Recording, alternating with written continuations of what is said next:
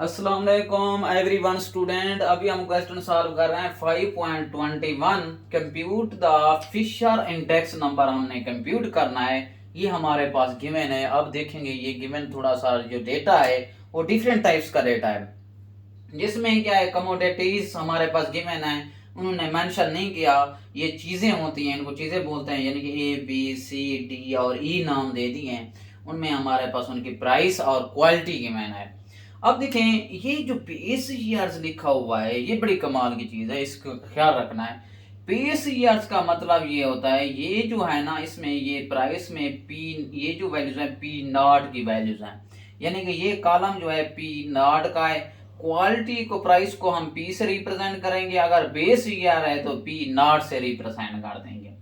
Next लिखते हैं quality, हमारे पास लिखा हुआ है क्वालिटी को क्यू से रिप्रेजेंट करते हैं, और बेस ईयर में आई है तो क्यू नॉट के साथ हम लिखेंगे। इस चीज को समझते जाएं, उसके बाद आगे मैं बताता हूं, क्योंकि हमारे पास फिशर इंडेक्स नंबर का एक फार्मूला है, वो यहाँ पर पी नॉट क्यू नॉट वहां पर यूज हो रहा है। नेक्स्ट आ जाते हैं, यानी कि करंट ईयर्स हमारे पास गिवन है। जो करंट ईयर्स होगा, जो दो प्राइस है उसको क्या नाम दे दूंगा P1 का। क्वालिटी आगे लिखा हुआ है, यानी कि ये कौन सी हमारे पास आ जाएगी Q1, यानी कि ये P नॉट का कॉलम Q नॉट का कॉलम हो गया, ये P1 का कॉलम हो गया, Q1 का कॉलम आ गया। तो अब हम इसको क्या करेंगे, सॉल्व आउट करेंगे। देखो स्टूडेंट, हम सोल्यूशन सेट में अब इस तरह से नहीं लिखोगे। अब मैं लिखता हूँ इसका सोल्यूशन सेट का पैटर्न बनाता हूँ। तो यहाँ पर पी नॉट क्यू नॉट, फिर हम क्या करेंगे पी फार्मूले को देखते हुए मैं आपको फार्मूला यहाँ पर लिख देता हूँ, फिर मैं आपको क्लियर हो जाएगा हमने कौन कौन सी वैल्यूज फाइंड करनी है। पहले मैं इसका सोल्यूशन सेट यानी कि कॉलम वाइज इसको लिख देता हूँ। पी नॉट क्यू नॉट का कॉलम बना लेता हूँ, उसके बाद पी नॉट क्यू नॉट को मल्टीप्लाइड वाला फार्मूला, तो उसके देखते हैं कि वहीं हम उसको सोल्यूशन सेट बनाते हैं। उसके बाद नेक्स्ट इसका पूरा कंप्लीट प्रोसेस करते हैं। अच्छा स्टूडेंट, मैंने जो आपको पहले भी कहा था, हमने पी नॉट हमने जिसको बेस जो हमारे पास था बेस ईयर में पी नॉट का नाम देंगे, उसके बाद क्यू नॉट का। तो देखे स्टूडेंट, हमने क्या किया है, हमारे पास जो क्वेश्चन है हम सॉल्व आउट कर रहे हैं 5.21।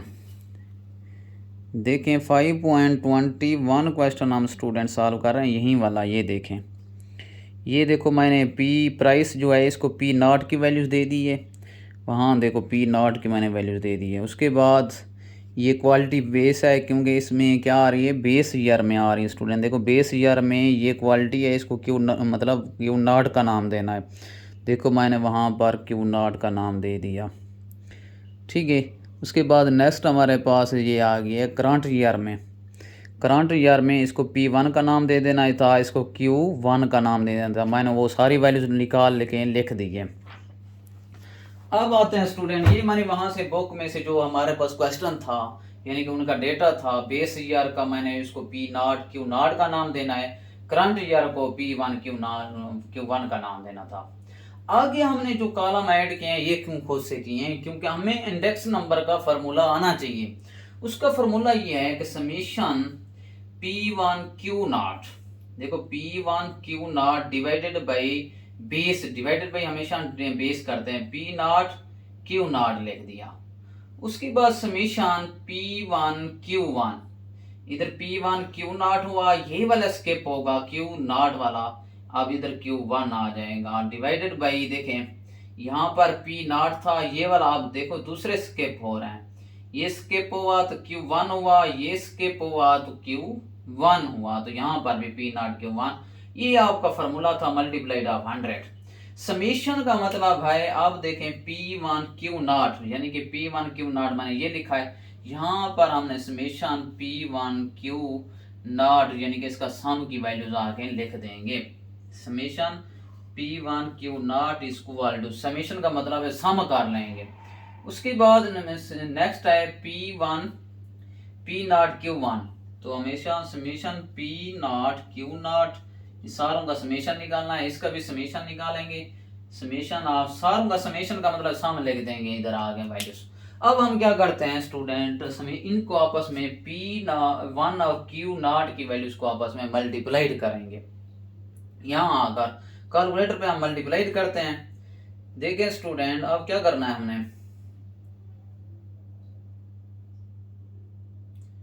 अब हमारे पास P1 की वैल्यूज ये है, Q0 की वैल्यू ये है, यानी कि ये दो आपस में मल्टीप्लाइड हो रहे हैं, P0 और Q1 ये दो आपस में, यानी कि इन दोनों का हमने आपस वाले नंबर को वैल्यूज को मल्टीप्लाइड करेंगे। यहाँ से पैटर्न बना लिया करो, 70 मल्टीप्लाइड क्या करेंगे 5, 350 आता है, तो हम क्या लिख देंगे यहाँ पर आकर स्टूडेंट 350, ये आ गई। अब इन दोनों को मल्टीप्लाइड करेंगे, 27 मल्टीप्लाइड 7 कर देता हूँ, 189 आ जाता है। नेक्स्ट ये दो करेंगे, 35 मल्टीप्लाइड क्या कर देता हूँ 9, ये आ गया 315। नेक्स्ट लिख देता हूँ इन दोनों को 550 मल्टीप्लाइड 4, 200 हमारे पास आ गया। उसके बाद इसको मल्टीप्लाई कर लेते हैं, 116 मल्टीप्लाइड ऑफ 10, 160 आ जाता है। ये हमने कॉलम बना लिया है, मल्टीप्लिकेशन कर लिए। इसके बाद P0 Q0, अब इसको छोड़ देते हैं, P0 Q0 यानी कि P0 Q0 ये आपस में हैं, तो इनमें से पैटर्न बनाते जाएंगे। पेंसिल से आपने निशान लगाते हो ताकि कंफ्यूजन ना हो बाद में मल्टीप्लिकेशन में। 7 मल्टीप्लाइड कर लेते हैं, 7 मल्टीप्लाइड 74 हमारे पास आ जाता है 90 के साथ।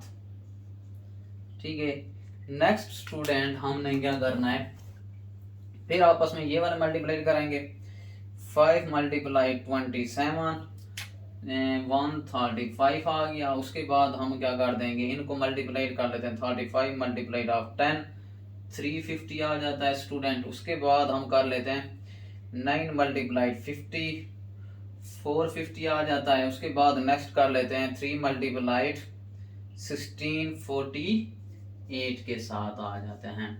ये हमारे पास था। अब हम आ जाते हैं P1 Q1, इसको रेस कर लेते हैं P1 Q1 वाले बाद में। ये दोनों कॉलम के आपस में मल्टीप्लाइड करते हैं। अब 5 मल्टीप्लाइड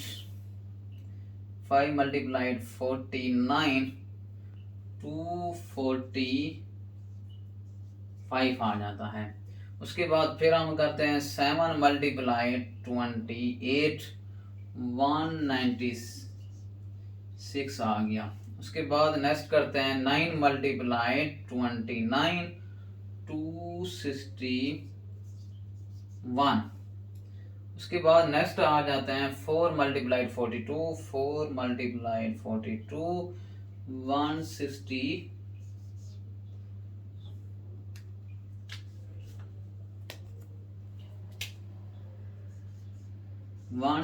ऑफ 8।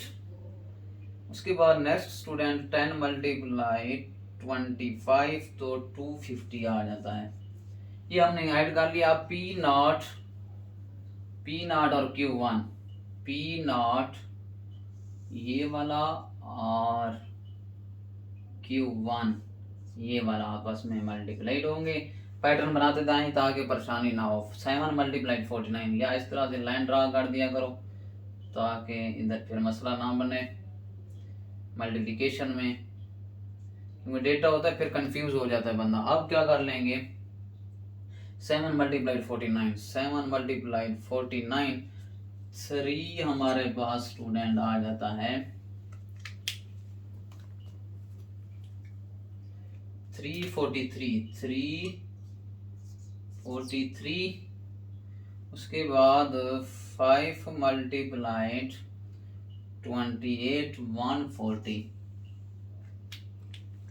ब्लैक से ही लिख देते हैं 140, इधर 343, उसके बाद 140। नेक्स्ट कर लेते हैं स्टूडेंट 10 मल्टीप्लाइड आप क्या करेंगे 29 के साथ, 290 आ जाता है यहाँ पर। उसके बाद 9 मल्टीप्लाइड 42, 9 मल्टीप्लाइड 42 करेंगे 378। नेक्स्ट करते हैं 3 मल्टीप्लाइड हमारे पास क्या आ जाता है 25 के साथ 75। अब आ जाते हैं स्टूडेंट, इन सारों का सम करते हैं। इन सारों का सम आएगा, सम डायरेक्ट लिख देते हैं। क्या करेंगे आप, सम का किसका कर रहे हैं हम, इसका सम फाइंड कर रहे हैं। 350 लिखूंगा, 350 प्लस लिख देता हूँ 189 प्लस लिख देता हूँ 315, फिर लिख देता हूँ 200, फिर लिख देता हूँ 116। तो हमारे पास स्टूडेंट इसका आंसर आया है 1214 इसका आंसर आ गया। अब इसका सम करता हूँ, देखिए 490, अब इसकी बारी खत्म, अब इसकी बारी आ गई। 490 प्लस लिख देता हूँ 135, फिर 350, फिर 450, उसके बाद 48, हमारे पास आ गया 1473।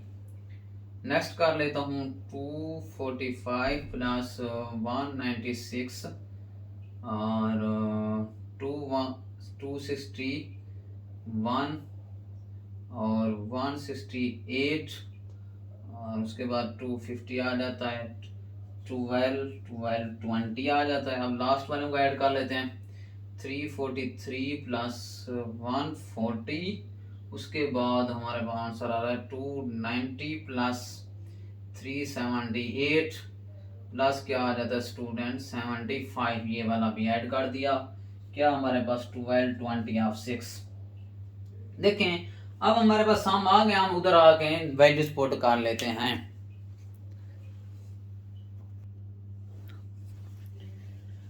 अच्छा स्टूडेंट, अब हम क्या करते हैं, इधर आके वैल्यूज पुट कर लेते हैं। समेशन ऑफ P1Q0, यानी कि P1Q0 की वैल्यू है 12 और 14, उसके बाद डिवाइडेड बाई समेशन P0Q0 की वैल्यूज है 14 और 73, multiplied summation of P1Q0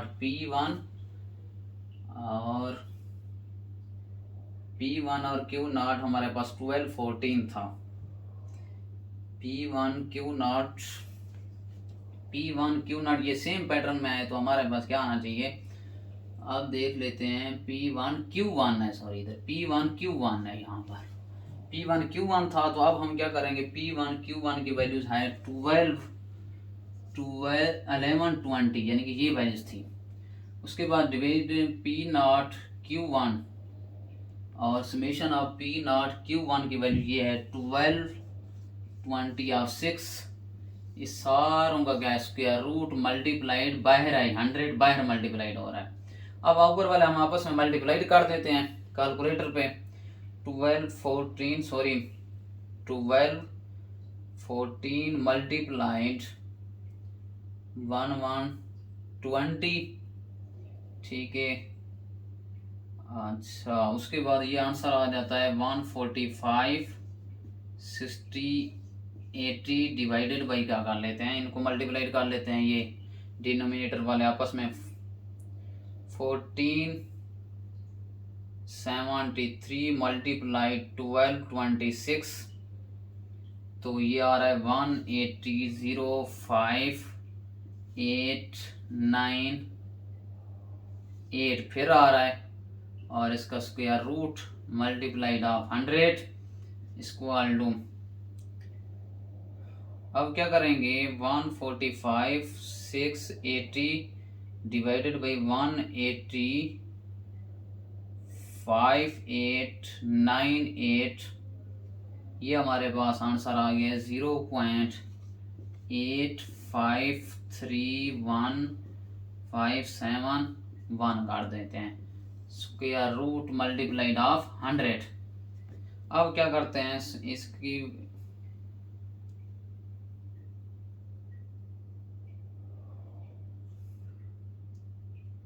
square root डाल दें, इसकी वैल्यू पुट करते हैं। स्क्वायर रूट, अच्छा स्क्वायर रूट अब हमारे पास आ गया 0.8531571, अब हमारे पास आ गया है 0.8973 और 73 कर देते हैं, मल्टीप्लाइड ऑफ 100, अब इसके साथ मल्टीप्लाइड 100 कर देते हैं,